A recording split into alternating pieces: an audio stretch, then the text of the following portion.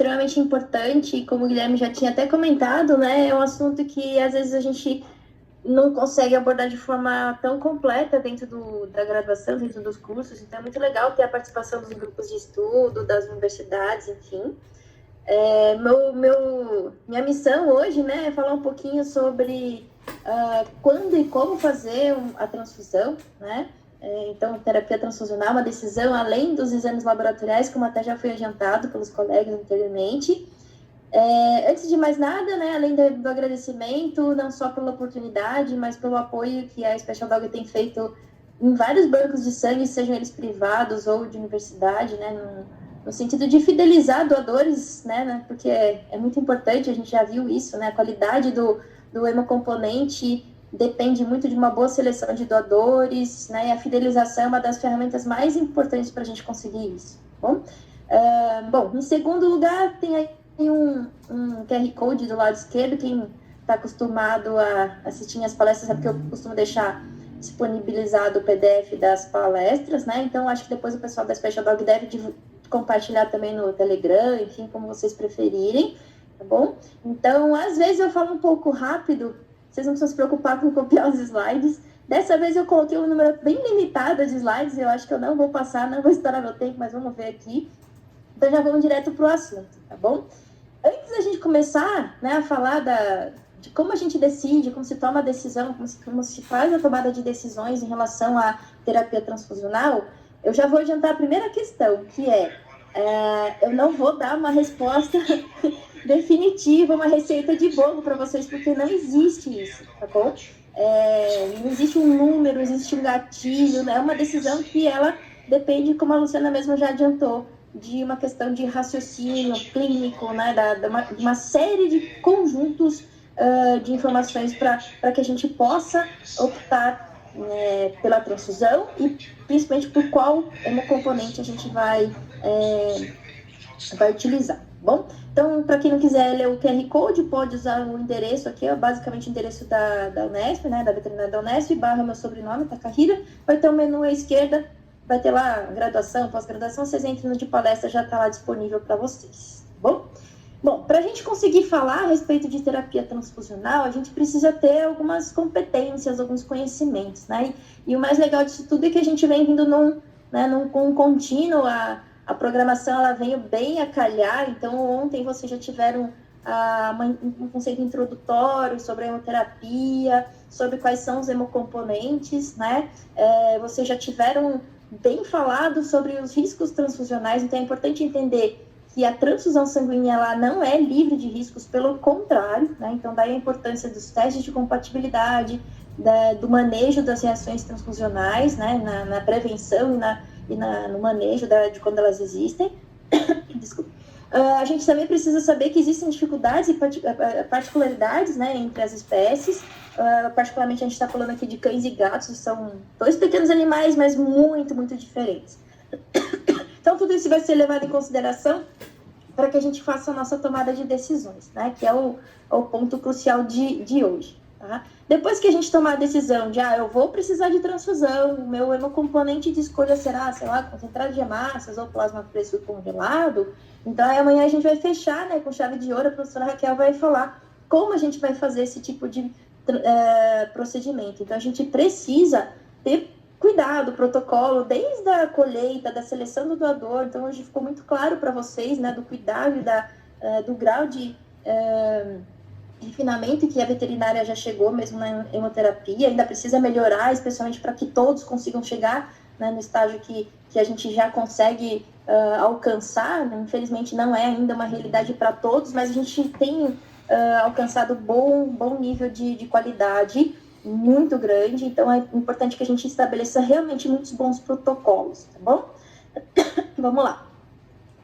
Recapitulando bem rapidamente, né, então o conceito da hemoterapia é um ato médico de transferir sangue é um tecido, né, ou seus hemocomponentes, uma fração do sangue, então o plasma, as plaquetas, hemácias, o leucócito na verdade não é indesejado, né, mas às vezes ele vai junto, de um doador para o sistema circulatório de um receptor. Então, ao pé da letra, a gente está pensando em transplantar um tecido, que o sangue é um tecido, para um outro organismo.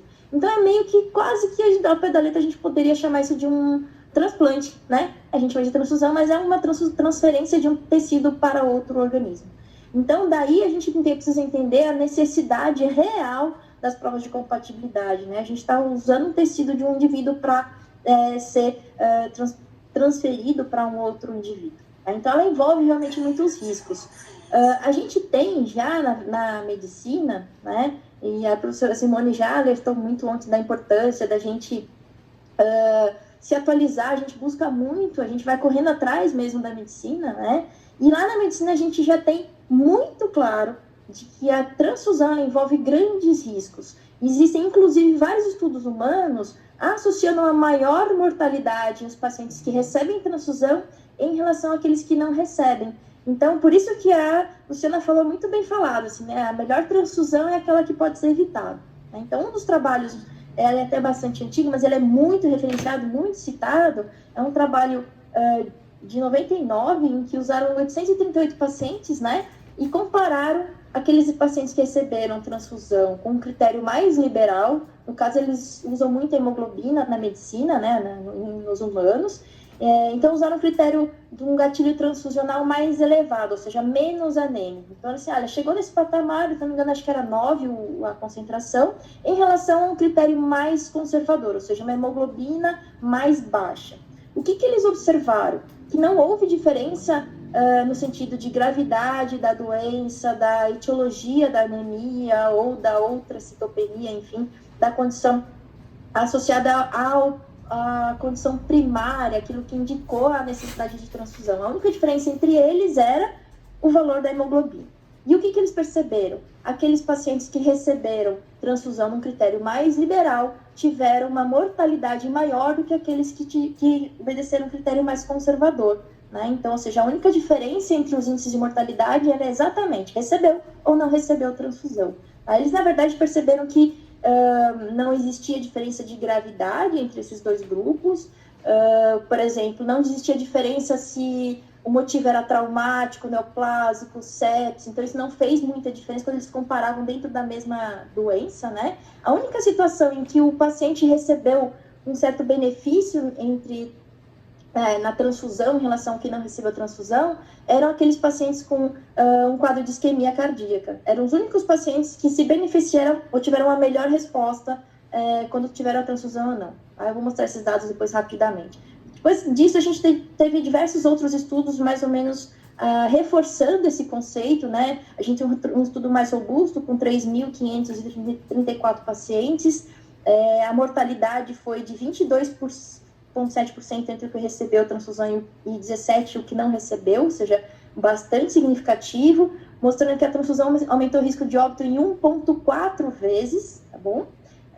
Outros estudos mostraram que pacientes com trauma, com queimadura, com cirurgia cardíaca, pacientes pediátricos, a diferença na sobrevida era associada à existência ou não de um histórico transfusional, né, de uma transfusão. Então, aí a gente tem outros artigos, só para ilustrar isso aqui, com N ainda maior, com 8.000 pacientes, isso a gente encontra com muito mais facilidade, né, na medicina. Esse de cá é aquele artigo que eu citei para vocês, é um clássico, né, e aí a conclusão deles é exatamente essa, ó. Uma estratégia restritiva, ou seja, mais restritiva, né, que a gente só faz a transfusão quando realmente está com uma situação mais grave.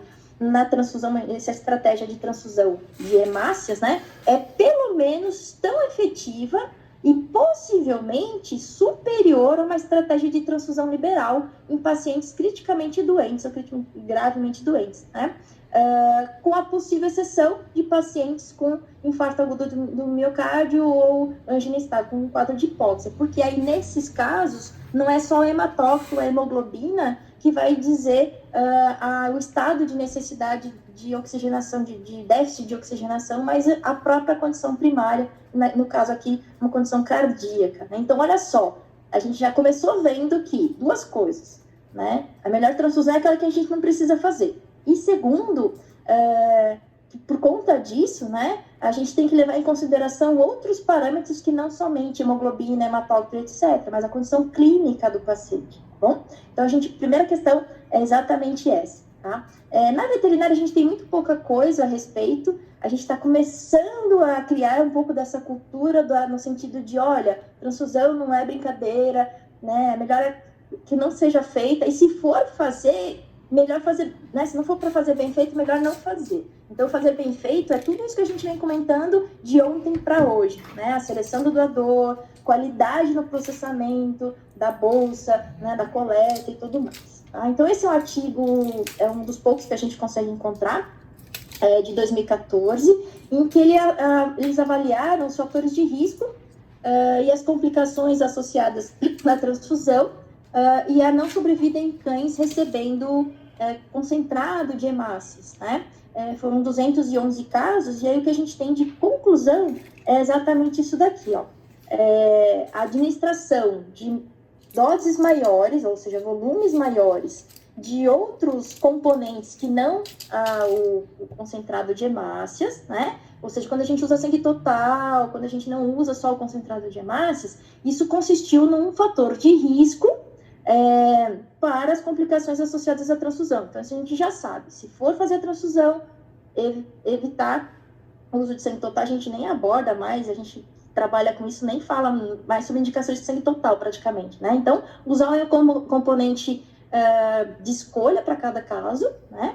E a outra coisa que eles identificaram é que um hematócrito, né, um packet cell volume, antes da transfusão, um hematócrito pré-transfusional maior, né, e um volume maior de concentrado de hemácias administrados foram também fator de risco para não sobrevida, ou seja, um estudo veterinário, né, ele mostrou que quando a gente transfunde num hematócrito maior, mais alto, ou seja, menos restritivo, mais liberal, a gente tem maior chance de ter uma mortalidade, né? Ou seja, uma não sobrevida. A outra questão é que quando a gente usa um volume maior, isso também pode causar um maior risco de mortalidade. Então, a gente tem, muitas vezes no cálculo transfusional, a gente tem lá, isso vai ser tratado, né, amanhã sobre esses protocolos, a gente estabelece um volume de concentrado de hemácias, no caso desse artigo aqui, que o animal vai precisar, e às vezes quando a gente tem uma bolsa armazenada, ou quando a gente compra uma bolsa de um banco de sangue privado, enfim, né, ele vem com um certo volume e às vezes a gente fica com dó, vai sobrar, é tão cara a bolsa, e está explicado por que tem que ser caro, né, porque existe todo um cuidado, todo um procedimento por trás disso tudo, e às vezes o clínico fala, custou tão caro, eu vou dar um pouquinho a mais, aqui eu vou dar a bolsa toda, né? Então, a gente precisa tomar cuidado, porque às vezes elevar acima daquilo que é desejado em termos de protocolo, aumenta o risco de não sobrevida ou de mortalidade, tá bom? Então, isso tem que ficar muito claro pra gente. Transfusão não é brincadeira, né? Então, a gente precisa ter realmente uma indicação correta, realmente uma real necessidade dessa transfusão. Então, se você tiver na dúvida, provavelmente talvez você não precise, né? Ou idealmente a gente precisa entender quais são os verdadeiros parâmetros que a gente deve levar em consideração na decisão de fazer a transfusão. Uma vez decidida pela transfusão, a outra coisa que a gente já sabe é usar um hemocomponente e não sangue total, né? Um hemocomponente de escolha. E em terceiro, usar apenas o volume necessário, né? Não, eu quero já aumentar mais ainda de plaquetas, eu tenho aqui um monte, eu vou colocar mais hemácia, mais plasma. Não, gente. Evitar ao máximo a transfusão e transfundir somente o necessário. Tá? Então, essa é uma outra tendência, isso aqui é uma propaganda do Hemocentro aqui do Ceará, na verdade, né? Então, mas é uma propaganda, uma campanha que eles têm de conscientização dos médicos, né? Então, baseados em guidelines humanos, em que eles falam exatamente isso, os tempos mudaram, né? Menos é mais, então evitar a transfusão.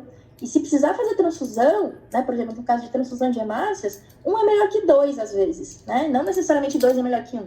Então, evitar esse uso desordenado, né? Sem critério, né? Sem critério para fazer a transfusão, tá bom? Então, acho que está bem claro isso, acho que é uma mensagem das mais importantes. Antes da gente querer saber quando a gente vai fazer a transfusão, quando que precisa, etc., saber que é um ato de muita responsabilidade. Então, a transfusão é um ato de responsabilidade médica, né? Então, idealmente, ele deve ser feito, essa tomada de decisão deve ser feita por um profissional com conhecimento das chamadas boas práticas transfusionais. Então, vocês viram ontem o manejo das reações, evitar as reações, né? Desde a coleta ao processamento, enfim. Essa decisão, na verdade, eu sou patologista clínica, né? Então eu sou meio que mais hematologista do que clínica, embora, né, na definição do termo patologista clínico, a gente é clínico de uma certa forma, né? Na verdade. Inclusive, é uma diferença entre um biomédico ou alguém que faz análises clínicas. O patologista clínico, na medicina, ele tem que ser um médico, né? Então, mas de qualquer forma, uma decisão compartilhada,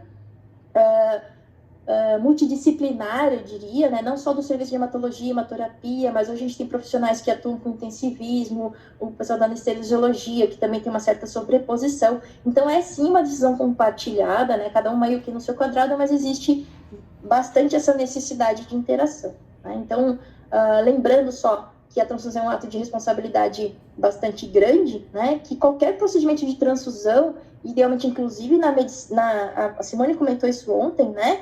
A importância de você exigir um termo de consentimento, assinatura, né, do termo de consentimento livre, esclarecido. O tutor, ele tem que estar ciente desses riscos, tem que estar orientado e informado a respeito da real necessidade do porquê que ele precisa e, inclusive, né, alertado dos possíveis riscos associados ao processo de transfusão. Bom, vamos lá. Então, eu falei de algumas diretrizes, né, com relação, alguns trabalhos com relação a risco transfusional em humanos, um pouquinho da veterinária. A gente falou aqui que a gente leva em consideração algumas outras questões. Então, a pergunta, já que a gente meio que se baseia um pouco nos trabalhos, nas pesquisas, né, existem diretrizes ou consensos na veterinária com relação a quando eu transfundo ou quando eu não transfundo? Bom, eu meio que dei um spoiler quando eu disse que eu não ia trazer uma resposta, uma regra, né, uma receita de bolo, porque, na verdade, a gente encontra alguns consensos na veterinária. A Luciana mostrou esse consenso, o original, né, e a atualização. A gente tem, por exemplo, consensos com relação à seleção, né, dos doadores, em relação aos testes que devem ser feitos. Existe a necessidade de adaptação, então isso está sendo feito para o Brasil, por exemplo, né, um artigo americano não leva tanto em consideração rangeliose, leishmaniose, diferenças regionais, enfim, que devem ser considerados. Mas a gente encontra alguns consensos nesse sentido. Se a gente for procurar consenso no sentido de gatilho transfusional, quando eu faço a transfusão ou quando eu não faço, mesmo na medicina, a gente não vai encontrar. Na veterinária é mais difícil ainda, tá? O que a gente vai procurar? Se a gente for procurar alguma coisinha, às vezes a gente até se anima, olha o título desse artigo, né? Então aqui, ó, avaliação das variáveis clínicas e laboratoriais como um guia para transfusão de concentrado de hemácias em cães anêmicos ou volêmicos. Aí você vai ler lá, né? Ele fala um monte de coisa muito legal, é interessante ler, mas ele não dá uma receita de bolo pra gente. Ele, na verdade, pouco fala, inclusive, no sentido de, olha, tal gatilho transfusional, né? A gente tem esse artigo até mais antigo e a gente vai vendo que quanto mais recentemente a gente for vendo os artigos, quanto mais novos, menos vai se falar em números e mais vai se falar em outras questões clínicas, de sinais, de outros parâmetros em conjunto, né? Então, esse artigo, por exemplo, o título dele é Gatilhos para o uso, doses ótimas ou adequadas, né? E os problemas associados com a transfusão de hemácias. E aí você começa a ler esse artigo e fala, nossa, ele vai falar de gatilho, né? E aí ele começa, é bem interessante, ele começa mostrando alguns dos artigos que eu até mostrei, humanos, falando que na medicina tem risco, etc, está associado à mortalidade. E aí ele fala uma única coisa ali, que ele já se sabe que na medicina, né, a hemoglobina abaixo de 3, hematócrito abaixo de 12, em humanos, tá? Isso não é muito claro na veterinária, mas em humanos, hematócrito abaixo de 12 e hemoglobina abaixo de 3, né, temos parâmetros diferentes, inclusive em espécies, valor de diferença de cão e gato já é diferente, não começa daí, né? Mas esses parâmetros humanos estão associados a um risco de falência múltipla de órgãos, né? Por questões de hipóxia.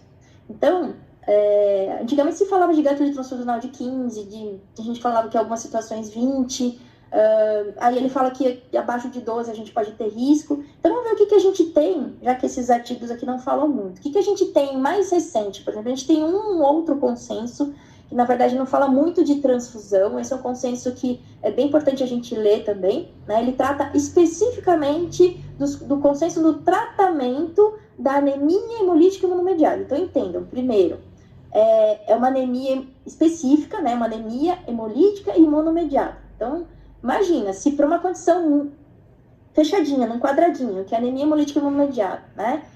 Que tem muita diversidade clínica, eles não conseguiram fechar um consenso no sentido de dizer qual o gatilho transfusional, tá? Então, primeiro vamos entender um pouquinho como que funciona consenso, né? A gente fala muito de consenso, mostramos aqui alguns artigos. Um consenso, normalmente ele é um artigo feito com vários autores, geralmente tem muitos autores, né?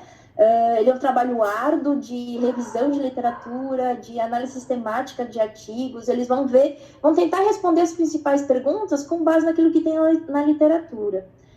Porém, a gente tem um problema, né? Muitos desses artigos, eles não têm uma conclusão muito confiável, eles têm muito viés, o artigo é de revisão, é retrospectivo, não tem grupo controle, não fizeram estudo randomizado, não foi duplo cego, enfim. Ou tem uma que a gente chama de baixa evidência. Assim, então, às vezes, eles chegam às conclusões assim, olha, aparentemente é a melhor solução, ou aparentemente a gente deve seguir este caminho. E no quesito, na pergunta que nos move hoje nesse momento, que é, quando eu faço a transfusão, qual é o gatilho transfusional?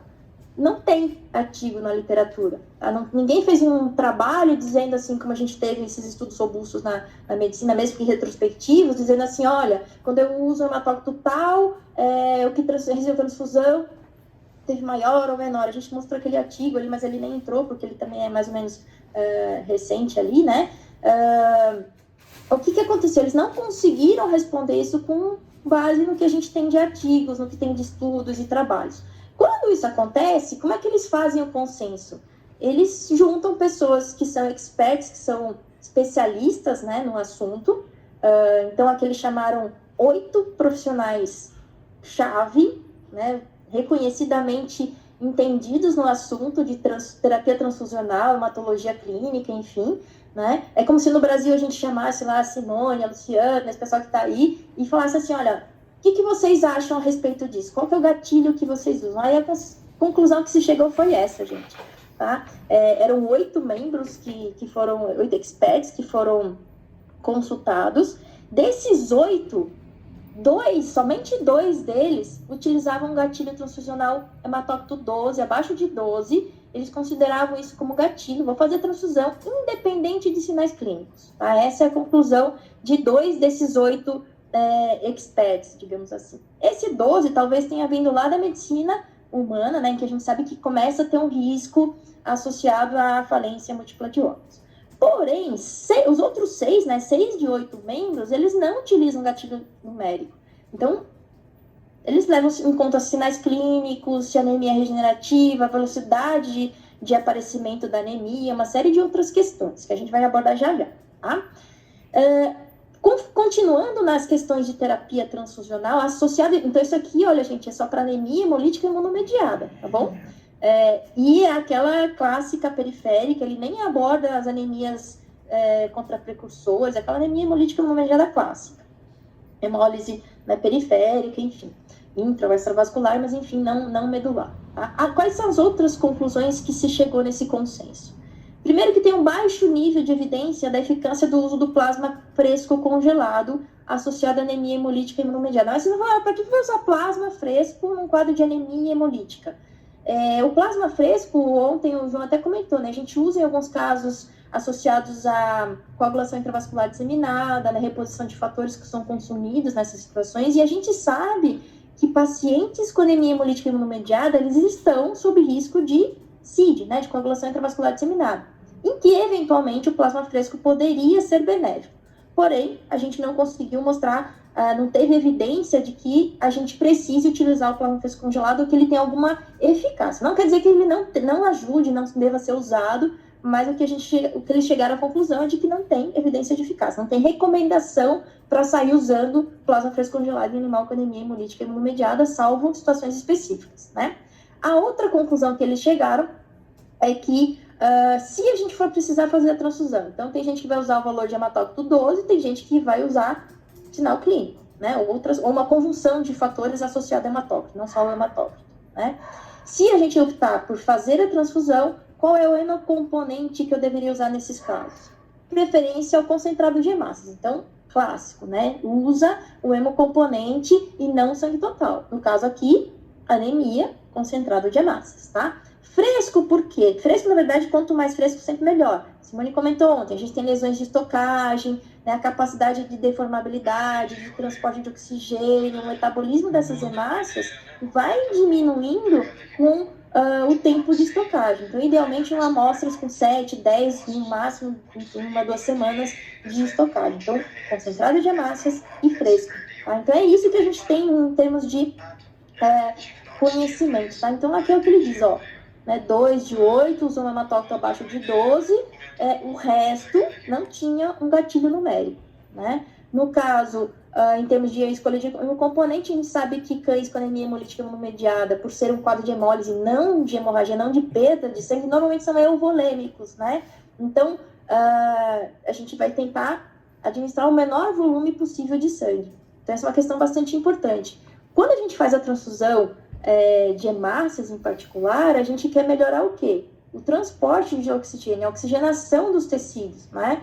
E isso, às vezes, é causado por uma condição de anemia, mas às vezes não. Às vezes é uma questão hemodinâmica, de pressão arterial, de volemia. Enfim, às vezes a gente precisa corrigir esses detalhes e não o hematócrito, né? Então, no caso específico da anemia hemolítica imunomediada, eles são pacientes euvolêmicos, ou seja, não estão com hipovolemia e etc. Então, a transfusão de uma quantidade excessiva, né, ou com outros hemocomponentes não necessários, não é desejável. Então, a gente vai usar concentrado de hemácias, tá? A outra coisa, concentrado de hemácias mais fresco, né? O mais fresco possível, com menor tempo de estocagem. Então, aqui eles falam até 7 a 10 dias. Outra coisa que eles chegaram numa recomendação é o uso de anticoagulantes, gente. Isso aqui é minha área, né? Eu gosto muito de hemostasia. Uma outra coisa que a gente sabe com relação às anemias hemolíticas imunomediadas é que eles estão não só sob o risco de coagulação intravascular disseminada, mas no risco trombótico, propriamente dito, né? Então, é muito comum que pacientes com anemia hemolítica imunomediada, especialmente com hemólise intravascular, com ativação, dependendo da gravidade, eles estão sob um risco trombótico, e o principal local, órgão-alvo desses trombos é o pulmão, né? Então, é muito comum que a gente tenha tromboembolismo no pulmão, assim, existe um risco, né, de um quadro de tromboembolismo pulmonar. Você imagina um paciente que já está com hematócrito baixo, já está com dificuldade de oxigenação tecidual, ele ainda tem um quadro de tromboembolismo pulmonar, né?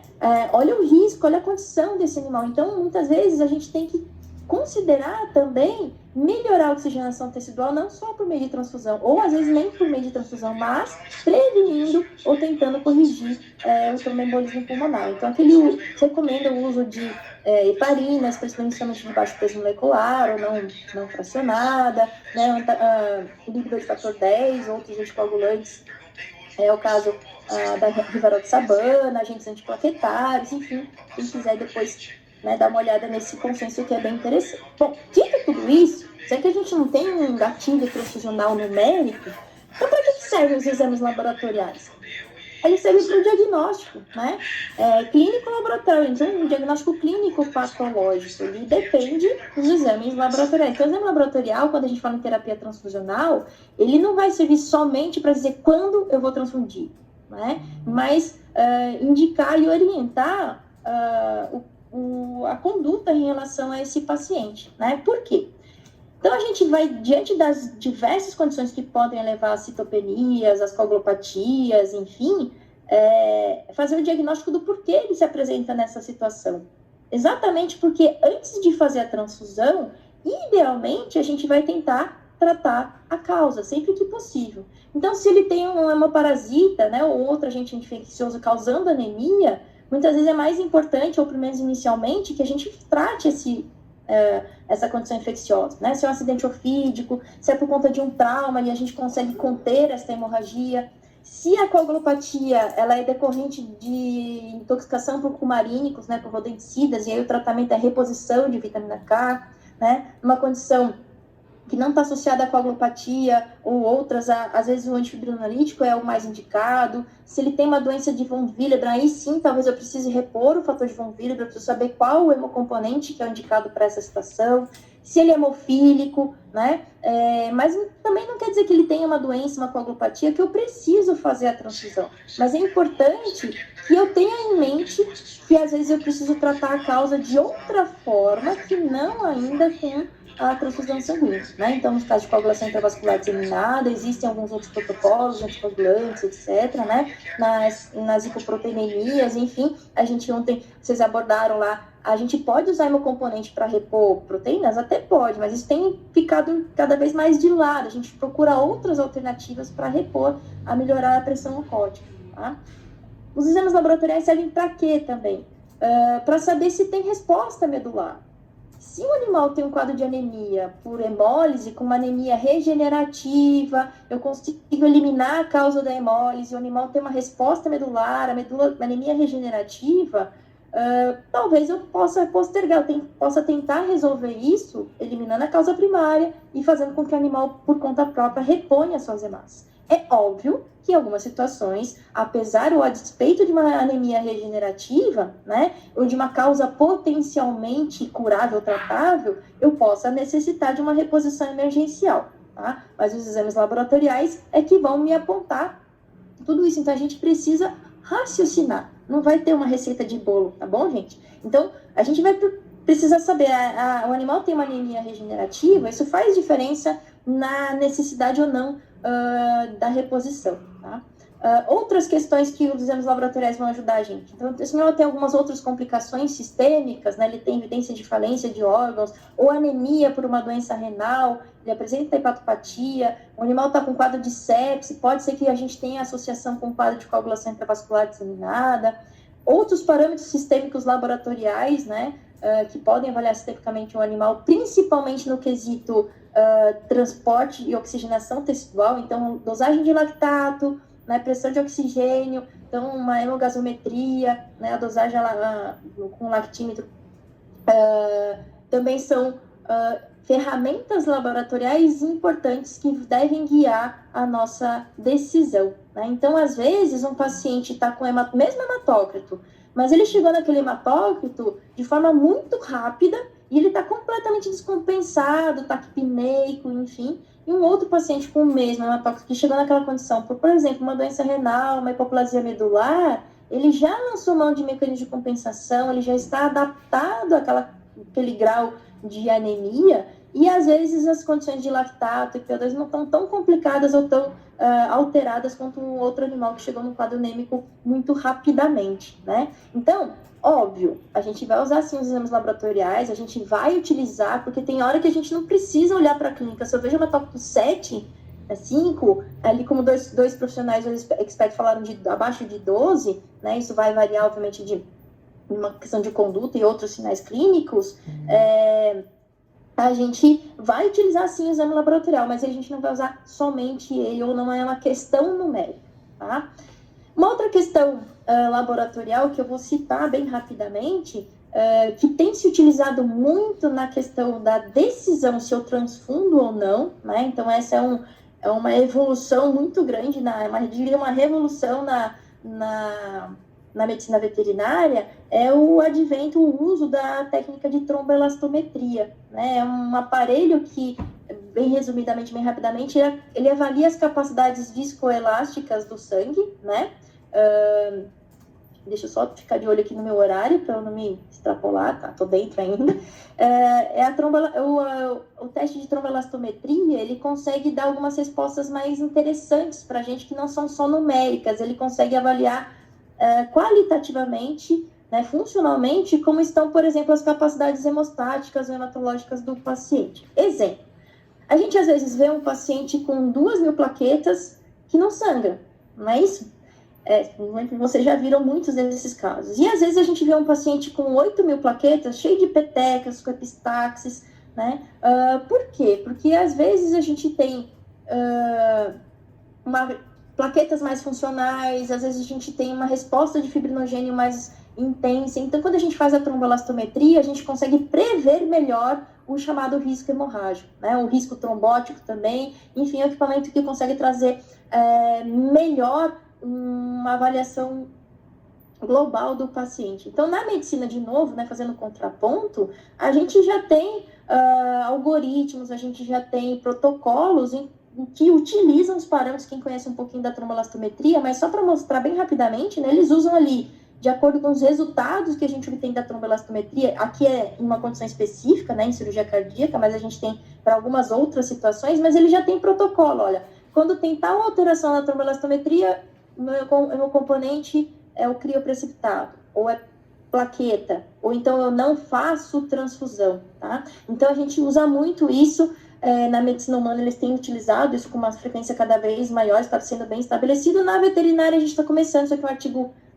do ano passado, 2019, né? Então aqui, ó, transfusão guiada por tromboelastometria, ou tromboelastografia, é a mesma coisa, né? Em cães com doenças associadas a hipocoagulabilidade, tá? Então, a gente está engatinhando ainda nisso. Por quê? Porque a gente não vai utilizar quanto é que está o tempo de coagulação, quanto está o tempo de protrombina, quanto está o hematócrito. Não é uma questão muito isolada e simples, né? Então, a gente avalia isso de modo mais sistêmico, associado não só aos parâmetros laboratoriais, mas também aos parâmetros clínicos, tá? Então, se o número não é o único parâmetro, o que eu devo olhar? Então, tudo isso que a gente está discutindo aqui, para a gente tentar abordar dessa forma. O que a gente vai olhar na decisão, para tomar a decisão se vai transfundir ou não? Sinais clínicos, né? Então, se o animal apresenta sinais de descompensação associados ao déficit de oxigenação tecidual, então elevação da frequência cardíaca, da frequência respiratória, aumento do tempo de preenchimento capilar, a volemia, né? Então saber se a perfusão está adequada, e às vezes é isso que a gente tem que corrigir, pressão arterial, se não tem um quadro de hipotensão, se aquele quadro de hipóxia está alterando o nível de consciência, deixando o animal bastante apático, com sinais de fraqueza, então é aquele animal que já chega bastante prostrado, pouco responsivo. Então a gente não vai olhar somente o hematócrito, né? A gente vai olhar os sinais clínicos como um todo. Então, isso é muito mais importante ou tão importante quanto o hematócrito. A velocidade da queda do hematócrito é outro parâmetro que eu devo levar em consideração. Então, a gente já exemplificou aqui, um quadro de anemia com uma evolução aguda, por exemplo, perda aguda de sangue, né? Um quadro hemolítico agudo, ele provavelmente vai apresentar sinais de descompensação muito mais evidentes do que aquele paciente que tem um quadro de anemia mais crônica, então associado a uma hipoplasia medular, a doença renal crônica, etc. Né? A medição do lactato, né, em repouso, é um outro parâmetro que pode ilustrar bem essa questão da perfusão tecidual, da oxigenação. Então, alguns autores citam valores acima de 3,5 como também parte de um gatilho numérico, né? Outras questões que devem ser levadas em consideração: esse animal vai ser submetido a algum procedimento cirúrgico, não eletivo provavelmente, né? Porque se eu puder optar em não fazer, se ele tem uma castração, então, se ele tem uma citopenia, é melhor não fazer, né? Na verdade, não se deve fazer. Mas é uma cirurgia que ele precisa ser submetido a essa cirurgia, um quadro de piometra, um quadro de, sei lá, né? Eu preciso fazer a cirurgia. Então isso muda. Se ele não precisasse fazer a cirurgia, talvez eu não fizesse a transfusão, mas como ele precisa, eu vou elevar tanto as plaquetas, se tiver um caso de trombocitopenia, então isso talvez pese na decisão, né? Então eu vou avaliar o risco hemorrágico, que tipo de cirurgia que esse animal vai ser submetido, e também o hematócrito. Então eu vou saber se ele vai sofrer uma grande perda de sangue. Além da anemia que ele já tem, ele pode perder mais sangue durante a cirurgia. Então, às vezes, a necessidade da reposição prévia, às vezes a necessidade da reserva de uma bolsa e uma reposição dependendo do monitoramento transcirúrgico ou pós-cirúrgico, né? Então, como a gente já comentou também, o que eu devo olhar? Etiologia. Existe algum tratamento que eu possa fazer para conter ou para melhorar o quadro dessa citopenia? Outra questão muito importante, a disponibilidade de monitoramento desse paciente, né? E a existência de uma terapia suporte. Então, esse paciente, ele consegue, ele está dentro de uma unidade de terapia intensiva, ele está com oxigênio, ele está entubado, por exemplo, né? Diferente de um paciente que não tem essas condições, por exemplo, aqui no Hospital Veterinário Escola, a gente não faz internação noturna, né? Então, o paciente vai ter que ser dispensado para casa ou a gente vai com uma carta de recomendação para uma clínica particular. Então, nessas situações, isso deve pesar, né, na decisão de se a gente vai fazer a transfusão ou não, tá bom? Então, a disponibilidade de monitoramento, de gasometria, vai ter um veterinário junto, né, acompanhando esse paciente durante a noite.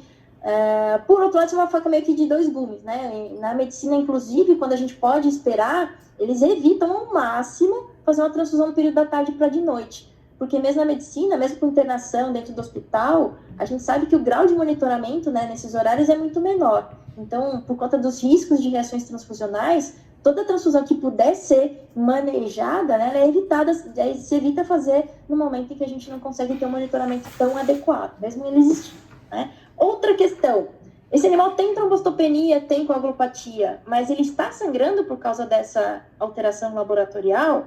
Não ou sim? Porque o objetivo de uma transfusão não é corrigir papel, não é corrigir o valor de um resultado hematológico ou laboratorial, tá bom? Então, a gente vai levar em consideração, de novo, né, aqui, clínica associada à hipóxia, por exemplo, né, e clínica associada, eventualmente, à coagulopatia ou à trombocitopenia. Né? E, de novo, se a anemia é regenerativa ou não, isso também deve ser levado em consideração.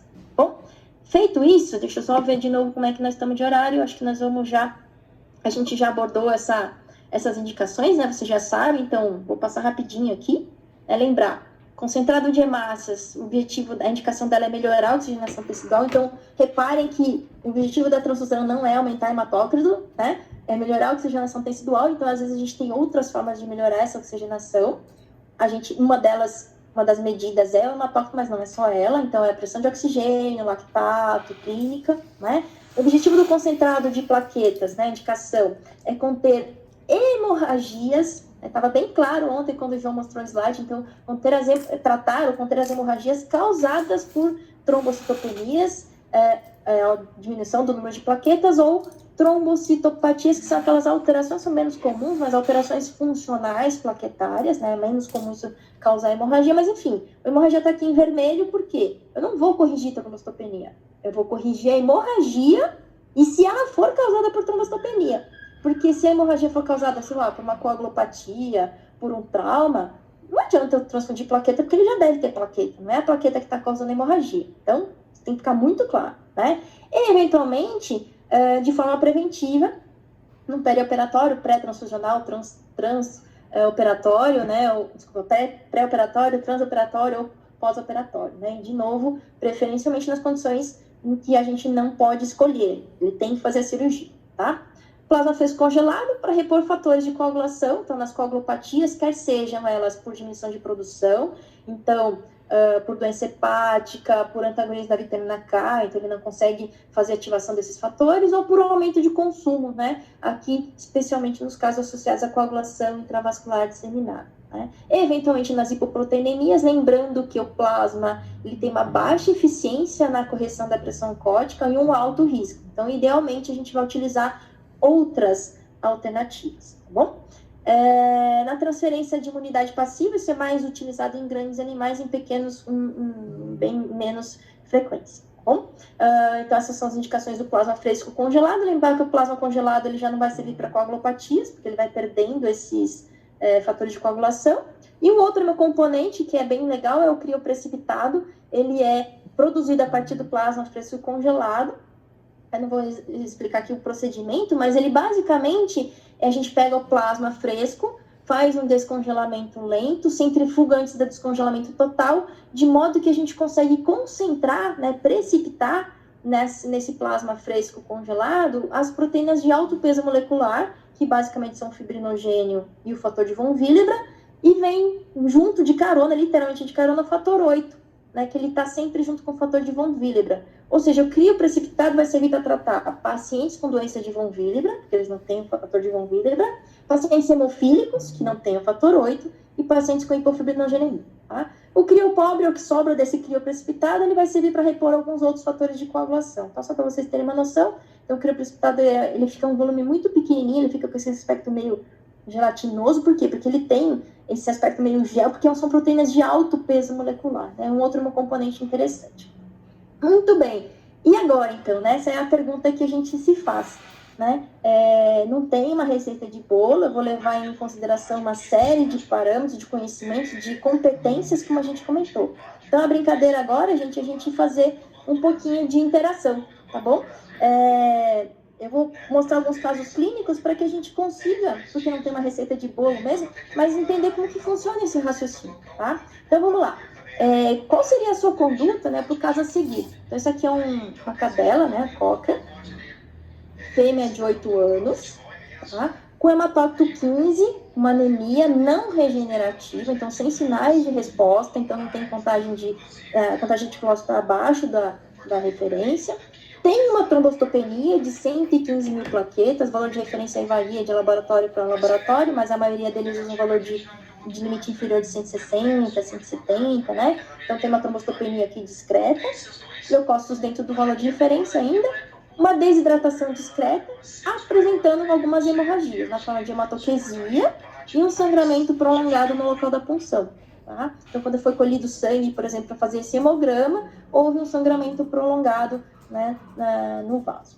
Esse animal tinha uma azotemia, né, elevação de ureia e creatinina, e, na verdade, esse animal já tinha um diagnóstico de doença renal crônica estágio 4. Ou seja, essa anemia não regenerativa era por conta de uma anemia, de uma doença renal crônica, né? Então, por deficiência de eritropoetina, e associada aqui a uma trombocitopenia. Então, a pergunta é, o que a gente vai fazer com esse animal? Vai dar um concentrado de hemácias, vai dar um concentrado de plaquetas, já que ele tem também trombocitopenia, vai dar as duas coisas, porque eu já resolvo anemia e a trombocitopenia, ou então, não, vou fazer logo o sangue total fresco, ele está um pouco desidratado, eu já reponho volemia, ou eu não vou realizar transfusão. Como é que a gente vai brincar com relação a isso? Vamos ver se vai funcionar aqui meu...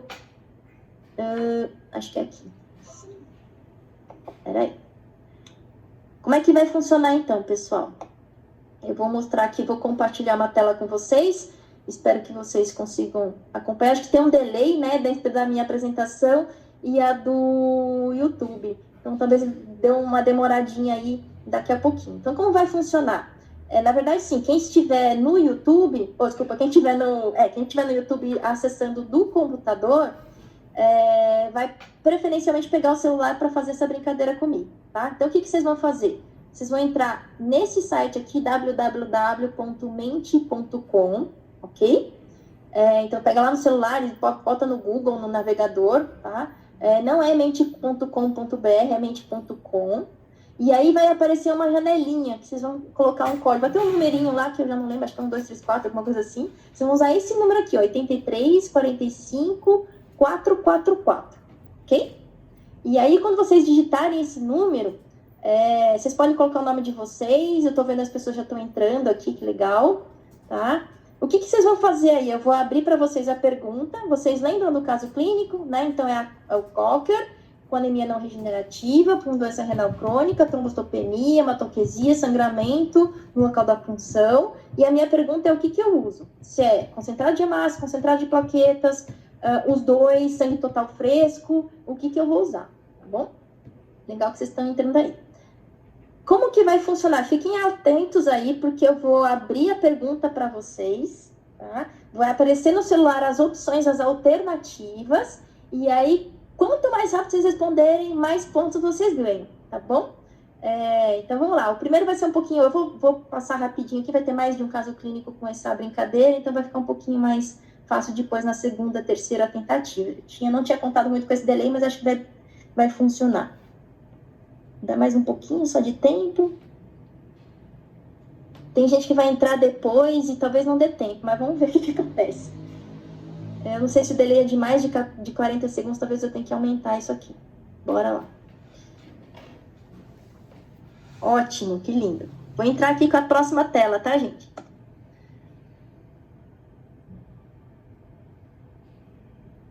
Então, olha no seu celular. Vocês vão ter aqui embaixo, ó, a contagem regressiva. Na verdade, já deve estar acontecendo, porque tem o delay, mas acho que vai dar tempo. Vamos lá, torcer para que dê tudo certo. Vocês vão responder. Mente.com, tá aqui em cima, ó. Mente.com, tá aqui em cima o site, tá? Para quem não conseguir. Na segunda tentativa, acho que vai dar mais certo. Vocês vão ter menos tempo, porque tá entrando lá no YouTube e aqui já tá dando 15 segundos. Eu vou ter que dar uma corrigida nos próximos, senão vai dar muito delay.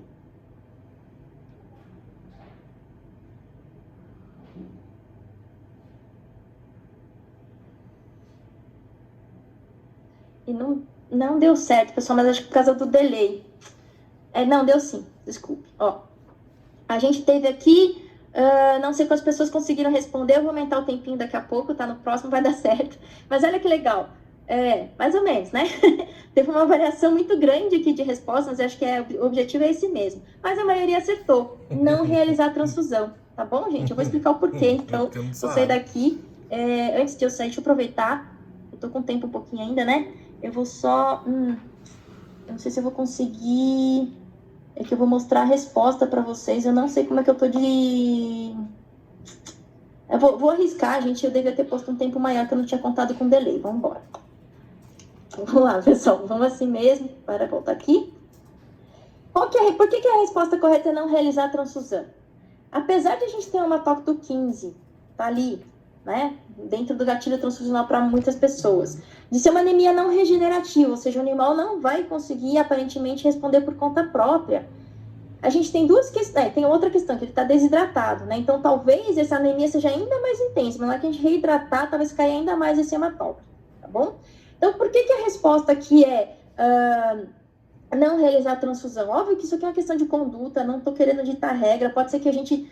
numa situação muito parecida, com alguns detalhezinhos diferentes, a resposta seja diferente, tá? Mas aqui eu vou expor o que a gente leva em consideração. Primeiro, ele está bem no limite do gatilho transfusional que algumas pessoas usam no médico, tá? Tá acima daquele gatilho transfusional que a gente faz, que alguns autores consideram independente do sinal clínico. A gente tem um paciente que não tem evidência, pelo menos não está escrito aí, de descompensação, de taquipneia, de cianose, não tem informações de PO2, de lactato, que possam dizer, né, o animal está prostrado, está apático e etc. Tá bom? Então, é uma anemia que aparentemente, como a gente sabe que é uma doença renal crônica, ele aparentemente está compensado, tá? A outra questão é que, apesar de ser uma anemia não regenerativa, a gente sabe que a causa dessa anemia é uma deficiência de eritropoetina. Então, a gente pode usar como alternativa à transfusão a reposição da eritropoetina. A gente pode não conseguir resolver a doença renal, né, fazer um transplante renal, mas a gente consegue repor a eritropoetina. Então, a gente, em princípio, teria uma outra alternativa, tá bom? Óbvio que depende do grau de compensação. Pode ser que numa doença renal crônica, num caso com uma anemia mais grave, um animal descompensado, eu precise fazer uma reposição emergencial até que a eritropoetina, por exemplo, resolva? Com certeza. Mas aparentemente não é esse caso. E o concentrado de plaquetas? O animal está sangrando e tem trombocitopenia. Gente, 115 mil plaquetas não causa trombocitopenia. Tá? Essa trombocitopenia, que trombocitopenia para causar hemorragia, ela tem que ser abaixo de 20 e 30 mil, pelo menos abaixo de 50 mil, né? É mais comum abaixo de 20, 10, 20 mil. Então, esses 115 mil plaquetas aqui, ela provavelmente é a consequência da hemorragia e não a causa da hemorragia. Então, a hematoquesia, o sangramento prolongado, ela é muito provavelmente por causa da vasculite, causada pela azotenia, pela uremia, pelas úlceras, né? Então, é isso que está causando hematoquesia, que está causando sangramento. E aí, a plaqueta vai tentar conter essa hemorragia e ela vai ser consumida. Por isso que eu tenho a trombocitopenia. Ela está sendo a consequência da hemorragia, não a causa. Então, não tem por que repor plaqueta. Ele não está sangrando porque tem pouca plaqueta, tá? Então, 115 mil plaquetas não é motivo para a gente transfundir, tá bom? Então, é a primeira brincadeira aqui para a gente comentar. Segundo caso, vamos tentar fazer interação. Não sei se vai dar certo, senão a gente... Eu não tinha como objetivo botar todos eles na forma de interativa, mas é para a gente brincar um pouquinho. Deixa eu ver, estou quase estourando no tempo aqui, vamos embora. Então, esse é um outro caso. Quem já assistiu alguma palestra minha de coagulopatia, talvez já conheça esse caso, mas a questão aqui é o que fazer, né? Então, é um boxer macho, filhote, né, de 5 meses, tá bom? Anêmico, hematócrito 32. Aqui não está colocado se está regenerativo ou não, mas provavelmente com algum grau de regeneração, porque a gente vai ver aqui que ele tem hemorragia, né? Tem perda de sangue também, então anemia por perda. Tem uma trombocitopenia, mas de novo, olha só, ela é discreta, então provavelmente é consequência. Então já estou meio que respondendo, vocês já sabem. Leucograma sem alterações. Um tempo de coagulação extremamente prolongado, ou seja, incoagulável, ou seja, o que esse animal tem é uma coagulopatia, né? Quando a gente faz o coagulograma, a gente vê que tem um TP normal, um TTPA bastante prolongado, ou seja, ele não coagula no TTPA, ou seja, ele tem uma coagulopatia que está restrita à via intrínseca, é um animal filhote, macho de raça, por isso que o diagnóstico aqui é hemofilia, a gente sabe já que é hemofílico, né? Então, a deficiência do fator 8, que está na via intrínseca, por isso esse TTPA prolongado, tá bom? Ele chegou nesse quadro de hemorragia na região da cabeça. Então, ele chegou aqui porque é um animal... Ele chegou com uma feridinha, começou a aumentar de volume, o colega acabou abrindo, teve uma hemorragia importante, estava com essa bandagem compressiva. Esse animal também apresentou hemartrose, claudicação, então na palpação era evidente o aumento de volume articular, tá? Paresia de posteriores, ele chegou já depois no quadro de decúbito, ele estava com paralisia, possivelmente por um quadro de hemorragia medular, tá? Então esse animal tem uma coagulopatia congênita, um quadro de hemofilia, com quadro clínico com complicações decorrentes dessa hemorragia, tá? Também tem anemia por perda, também tem trombocitopenia por perda. Minha pergunta é essa: o que a gente vai fazer? Concentrado de hemácias, concentrado de plaquetas, o plasma fresco congelado que repõe fatores de coagulação, o crioprecipitado que tem, a gente já viu, mais concentrado alguns tipos específicos, né, de elementos hemostáticos, então o fator de von Willebrand, o fator 8 e o fibrinogênio, ou eu vou usar o sangue total fresco, que aí eu já reponho fator de coagulação, reponho plaqueta e reponho hemácia. Nós vamos fazer aquela tentativa de novo, gente. Então, agora vocês já estão mais espertos, então é entrar no site mente.com, já deixa ele meio no gatilho ali, né? Vai pegar o número, vai ser um número diferente, tá bom? Aí eu já vou botar a tela, como tem uma contagem regressiva, vocês vão ter bem pouco tempo para responder. Então já pensa aqui, já veja qual é a sua resposta, na hora que aparecer a tela, você já tá com o dedo lá, vamos ver se vai dar certo, espero que dê. Opa, aqui. Então vamos compartilhar a tela com vocês. Ó, então, o que vocês vão usar? Mente.com, entrar lá, às vezes refrescar. O código é outro, olha só, 4841059. Vou dar mais um tempinho para vocês entrarem ali. Espero que dê tempo. Estão entrando, ótimo, legal, tá indo mais rápido, o delay acho que tá menos aqui. Ou então é o pessoal que já tava, nem sei, tá? Vamos embora lá. 4841059, ótimo. O delay não tá tão grande. Fiquem espertos, então procure a resposta, aumente com I, tá? E usa o código. Vou esperar entrar umas 50, 60 pessoas, mais ou menos como da última vez. E aí nós vamos embora. Ótimo. A pessoa tá mais esperta, é esse mesmo, olha que lindo. Lindo, lindo, lindo. Tá muito bom. Isso, mente.com. Gente, então vamos lá. Vou entrar aqui mais um pouquinho. Dedo no gatilho aí, vambora, ó. Quem responder mais rápido, ganha mais pontos.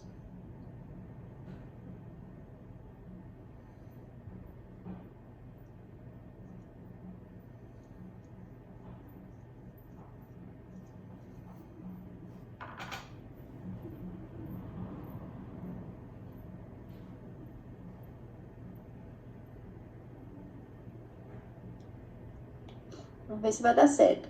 Aqui eu já tô com 20 segundos, 19, 18, acho que vai dar. Pelo delay, sejam rápidos, vocês vão ter pouco tempo.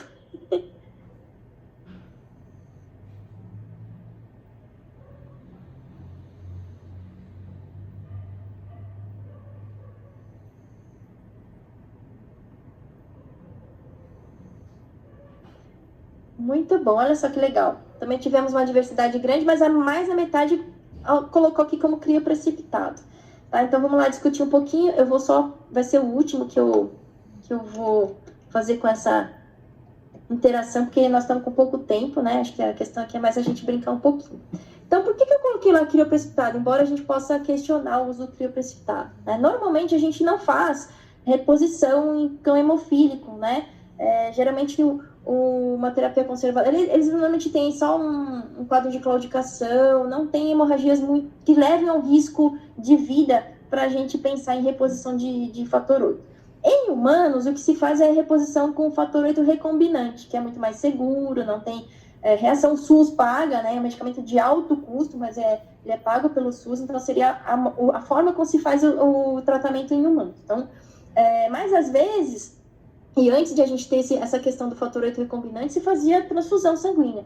Tanto é que antigamente a gente sabia, né? Quem era hemofílico, os famosos, né? Então, Enfio, o Betinho, eles acabaram adquirindo AIDS por causa o HIV, por conta da necessidade frequente de transfusões, que era a forma que se tinha de repor fator 8 antigamente, né? Então, na medicina hoje não se faz mais tanta transfusão, mas se faz em condições muito específicas, geralmente se faz só a reposição do fator 8 recombinante. Na veterinária, esse caso, inclusive, o Paulo Iar, que acompanhou, ele procurou, tentou doação, tentou fazer o que fosse possível para repor o fator 8, mas a gente não teve como, né? Idealmente, a gente ainda não tinha o nosso banco de sangue fazendo o crioprecipitado, a gente faz, mas antigamente a gente não fazia, então a gente acabou não fazendo nesse cão, ele acabou sendo eutanasiado por causa da complicação, ele melhorava, retomava a mobilidade, mas ele logo se meio começava, boxer, né, começava a mexer, recuperar a movimentação de anteriores, ele sangrava de novo, paralisia de novo, né, e então a gente acabou não fazendo isso, mas o que a gente poderia fazer para tentar, né, resolver essa questão é repor o fator 8. De que forma? Se não tem o fator 8 recombinante, o melhor seria o crioprecipitado, porque num volume muito, muito pequeno, eu vou dar somente o que ele precisa, e somente o que ele precisa é o fator 8, né, ou vai vir poucas outras coisas que ele não precisa ali. Não precisa de hemácias, porque apesar da anemia, não é uma anemia que está trazendo grande comprometimento e risco de vida.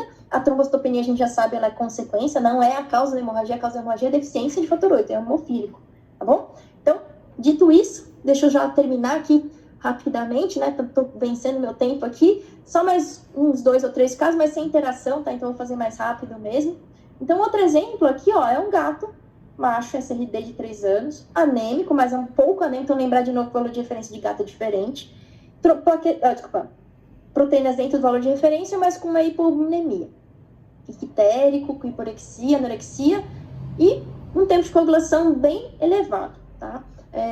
Difícil a gente fazer tempo de coagulação em gato, então geralmente é porque a gente vai fazer talvez uma biópsia, algum procedimento cirúrgico, enfim, mas nesse caso aqui, né, é um animal com suspeitas por conta da icterícia, de colangiopatite, lipidose hepática, então, inclusive por causa dessa tempo de coagulação alto. Uma outra possibilidade que a gente não era uma suspeita, mas é uma causa de coagulopatia ou alteração de tempo de coagulação, TTPA em felinos, é a deficiência de fator 12. A deficiência de fator 12 não leva a hemorragia clínica, então às vezes é só uma alteração laboratorial, tá? Então a pergunta aqui, o que eu faço para repor? Concentrado de hemácias é uma anemia que é valor de referência para felino, 24, 26, dependendo da referência. Repor plasma fresco congelado, crioprecipitado, sangue total, ou não realiza a transfusão? Não realiza, né, gente? O paciente tem uma coagulopatia? Tem, mas não está causando hemorragia, tá certo? Muito animal com doença hepática, às vezes tem coagulabilidade, tem coagulopatia. Se a gente não for fazer nenhum procedimento invasivo, se ele não tem uma hemorragia clínica, não precisa corrigir o exame laboratorial, né? Não tem essa necessidade. Diferente daquele cão hemofílico anterior, que estava sofrendo consequências clínicas da sua coagulopatia. Esse paciente aqui não, tá bom? Então, vou passar meio rápido aqui para o próximo. Esse é um outro caso, é uma cadela poodle de 4 anos, hematócito 11, né? Então, bastante anêmico, trombocitopenia bem acentuada, tem também uma leucopenia, tá? E essa trombocitopenia provavelmente é quem está causando esses sinais clínicos. Petequias em mucosa oral, genital, um quadro de epistaxis, ou seja, um quadro hemorrágico, hemorragia ativa. E aí, o que a gente vai fazer? Concentrado de hemácias, tá muito anêmico, eu nem escrevi aqui se ele tá taquipneico, tá, né? Então, segundo aqueles 2 experts, 11 já seria suficiente, né? Mas a gente sabe que essa anemia aqui provavelmente é não regenerativa também, porque tem trombocitopenia e leucopenia. Então, essa anemia aqui provavelmente é por conta de uma hipoplasia medular. Vocês já devem estar pensando, helicose crônica, pode ser outras coisas, né? Mas, enfim, provavelmente é um problema de produção. Então, ele sozinha, essa cadela sozinha, provavelmente não vai conseguir repor suas hemácias. A não ser que a gente elimine a causa dessa hipoplasia, que a gente ainda não sabe. Tá? E a gente sabe que a maioria delas não são fáceis de resolver, no sentido de recuperar essa medula. Então, é uma anemia que esse animal, por conta própria, não vai resolver. Uma trombocitopenia que está causando hemorragia, leucócito a gente não repõe com transfusões, pelo contrário, tanto é que a gente, às vezes, usa, né, filtro para leucorredução, tirar leucócito é uma coisa que a gente não repõe, a gente nem quer dentro dos hemocomponentes, tá bom?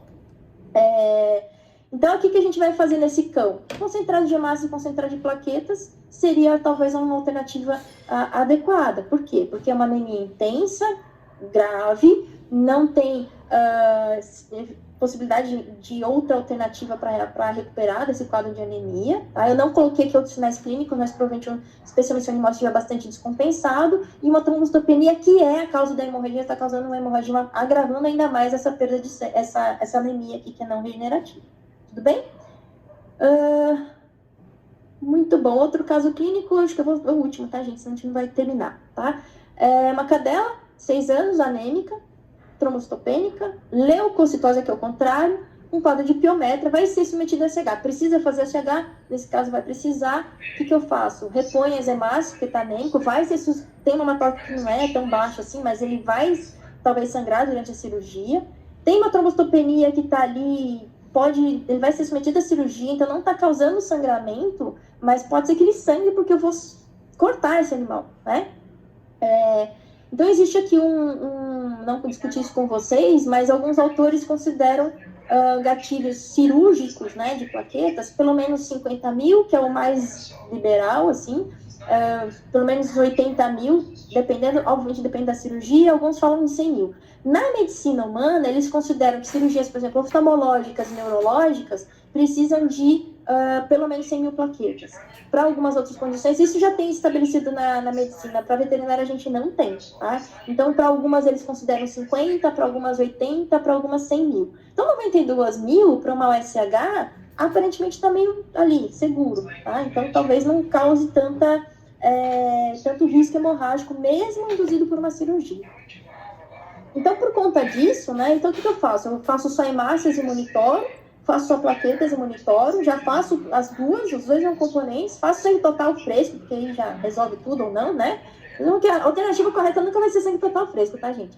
Ou eu monitoro o paciente durante a cirurgia, e se necessário, então eu vou acompanhando a hematócrito, vou vendo se está perdendo muito sangue, né? Então, a alternativa mais correta aqui nesse caso é acompanhar o paciente durante a cirurgia. Provavelmente, se a gente tiver disponibilidade de uma bolsa, deixar ela reservada, acompanhar esse paciente, tudo bem? Tá? Então, de novo, não tem a resposta correta, pode ser que em alguma situação diferente, distinta, de clínica, de uma série de outros parâmetros que a gente não está colocando todo o quadro do animal aqui, talvez a gente tome uma outra medida, mas, em princípio, essa é a condição, tudo bem? Tá? Aqui eu coloquei um outro caso, a resposta para esse caso é exatamente essa, né? Vai depender, né? Uma torto 15 está bem no meio, tem uma trombocitopenia, que pode causar um risco hemorrágico, mas, em princípio, não tem evidência clínica, né? Qual que é a resposta? Como não tem mais nada de informação, olha só o número, né? Só o resultado laboratorial, eu não consigo dizer para vocês. Então, é o melhor exemplo de que, né, exame laboratorial, né, terapia transfusional é muito além dos exames laboratoriais. Eu não consigo dizer para vocês se esse animal precisa ou não de hemácias. Imagina, um mastife, uma torto 15, se ele tiver descompensado, se for uma hemorragia aguda, que eu não sei o que aconteceu com esse paciente, se eu precisar repor hemácia, eu vou precisar de uma quantidade razoável, né? Então, a gente tem que considerar tudo isso. Né? Essa sangue total fresco como vai ser resposta, enfim, a gente tem aí a resposta. Nesse caso depende, porque eu não tenho informações suficientes para tomar uma decisão. Tá? Acho que é isso que tem que ficar claro para vocês. É por isso que o título da palestra é muito além dos exames laboratoriais. Finalizando, pessoal, eu sei que eu passei um tantinho aqui, né, isso porque eu cortei muitos slides. Então, considerações finais. Menos é mais. Então, a melhor transfusão é aquela que pode ser evitada ou não precisa ser feita. E se for fazer, faça bem feito. Então, foi bem interessante vocês verem, né, o grau de refinamento que a gente já tem hoje, de evolução dentro da terapia transfusional, da qualidade dos hemocomponentes, da seleção dos animais, enfim, né? A tomada de decisão, ela deve levar em consideração muito mais que os exames laboratoriais. Uma vez decidido escolher o protocolo mais adequado, qual é o componente, qual a velocidade, quais os cuidados todos, né, que está aqui, ó, aquecimento, não aquece, usa equipo, tem que usar, dilui, não dilui, concentrar demais, isso aqui vão ser abordados, né, depois, né, então a gente primeiro decide se transfunde ou não, e aí qual é o componente, né, quantas bolsas, o volume, vai fazer a compatibilidade, tipagem, né, ver se a bolsa é antiga ou não, enfim, né?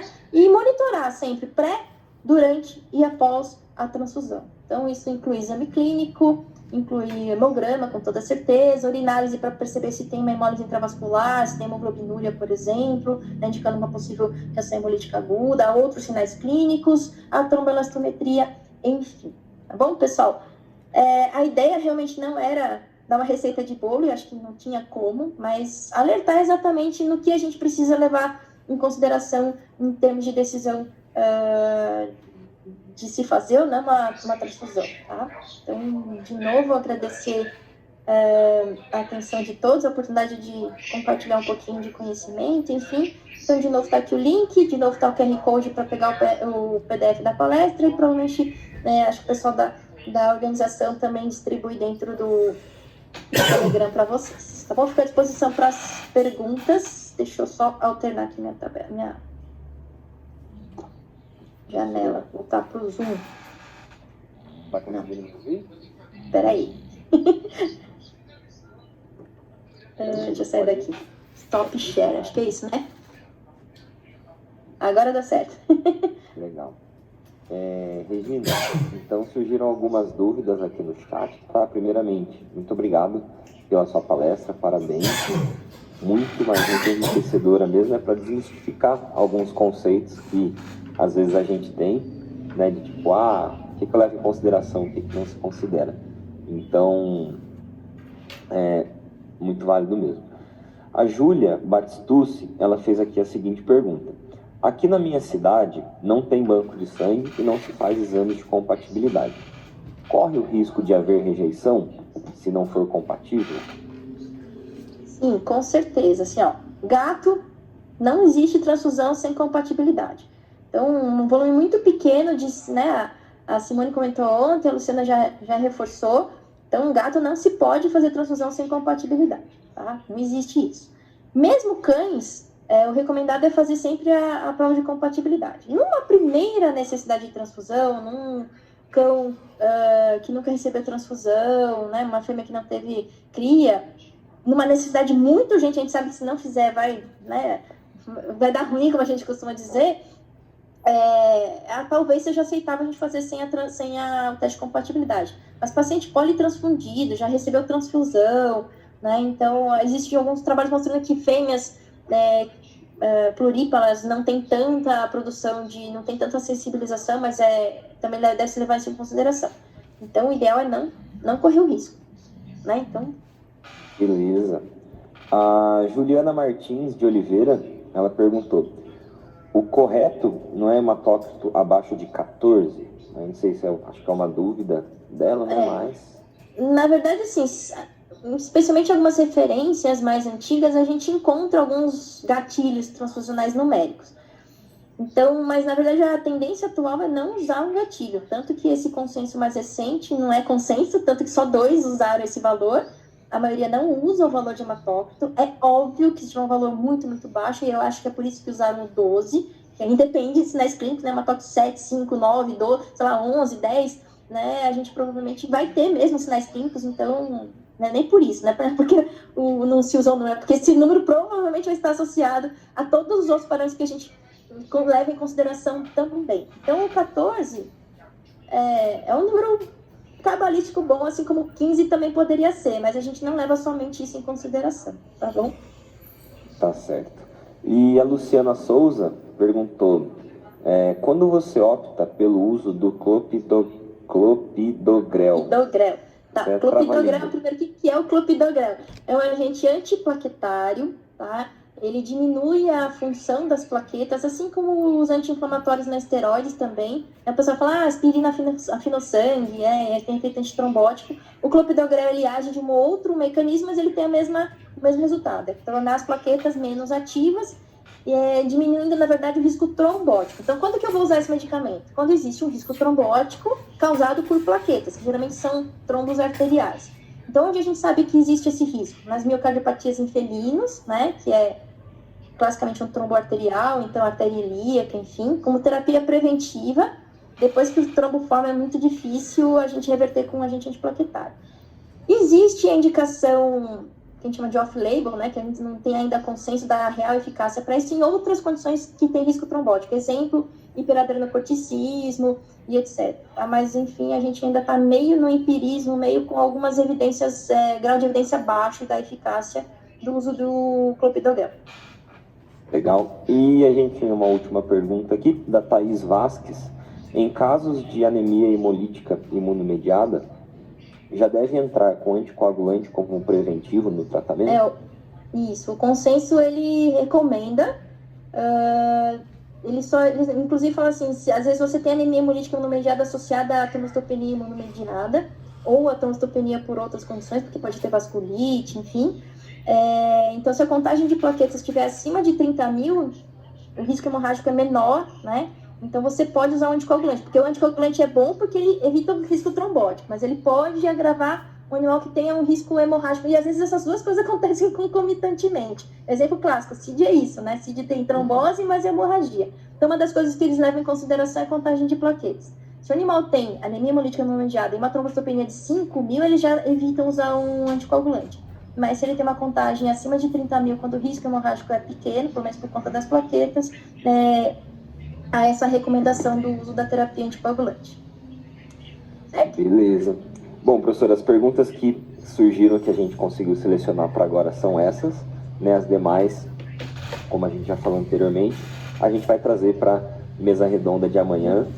Inclusive, muito obrigado mais uma vez por ter aceitado o convite para hoje e para amanhã. Para a gente é uma honra imensa ter você aqui com